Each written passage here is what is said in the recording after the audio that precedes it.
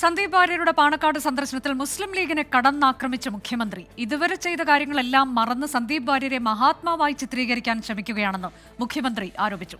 സാദിഖ് അലി തങ്ങൾ ജമാഅത്തെ ഇസ്ലാമി അനുയായിയെപ്പോലെ പെരുമാറുന്നുവെന്നും മുഖ്യമന്ത്രി വിമർശിച്ചു. Sandeep BJP വിട്ടപ്പോൾ കൂട്ടക്കരച്ചിൽ ഇടതുപക്ഷത്തെന്നായിരുന്നു PK കുഞ്ഞാലിക്കുട്ടിയുടെ മറുപടി. സന്ദീപ് വാര്യർ പാണക്കാട് എത്തിയതിന് പിന്നാലെയാണ് മുസ്ലിം ലീഗിനെയും പാണക്കാട് സാദിഖ് അലി തങ്ങളെയും മുഖ്യമന്ത്രി രൂക്ഷമായി വിമർശിച്ചത്. മുൻപ് പാണക്കാട് തങ്ങളെ എല്ലാവരും ബഹുമാനിക്കുകയും ആദരിക്കുകയും ചെയ്തിരുന്നു.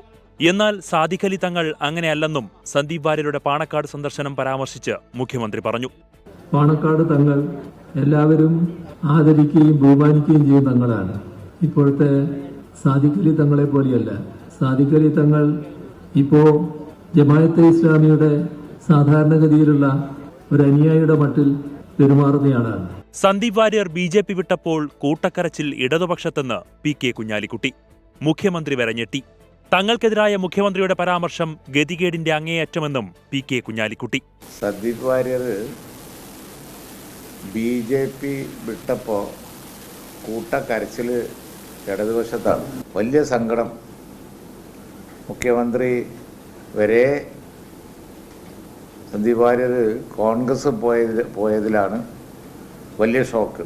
പാണക്കാട് സന്ദീപ് വാര്യർ ഇങ്ങോട്ട് വന്നിരിക്കുകയാണ്. അതിന് തങ്ങൾക്ക് വരെ കുറ്റം.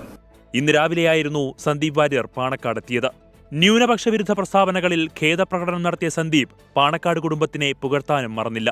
ഏത് സമയത്തും ആർക്കും സഹായം ചോദിച്ച് കടന്നു വരാൻ കഴിയുന്ന ഹൃദയവിശാലതയുള്ള ഒരു തറവാട്, അവിടേക്ക് ഇന്ന് കടന്നു വരാൻ സാധിക്കുന്ന സമയത്ത്, പ്രത്യേകിച്ചും ഇന്നലെ ഇന്ത്യൻ നാഷണൽ കോൺഗ്രസിൽ അംഗത്വം സ്വീകരിച്ച് ഇന്ന് ഇവിടേക്ക് കടന്നു വരാൻ സാധിക്കുമ്പോൾ അത് അങ്ങേയറ്റം ചാരിതാർത്ഥ്യമുണ്ട്.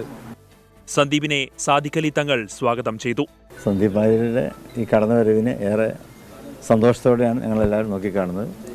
അദ്ദേഹത്തിൻ്റെ കഴിഞ്ഞ കാലങ്ങളിലുള്ള നിലപാടുകളൊക്കെ മാറ്റി മതേതരത്വത്തിൻ്റെയും ജനാധിപത്യത്തിൻ്റെയും സൗഹാർദ്ദത്തിൻ്റെയും ഒരു ഭൂമി, രാഷ്ട്രീയ ഭൂമിയിലേക്ക് അദ്ദേഹം കടന്നു വന്നിരിക്കുകയാണ്.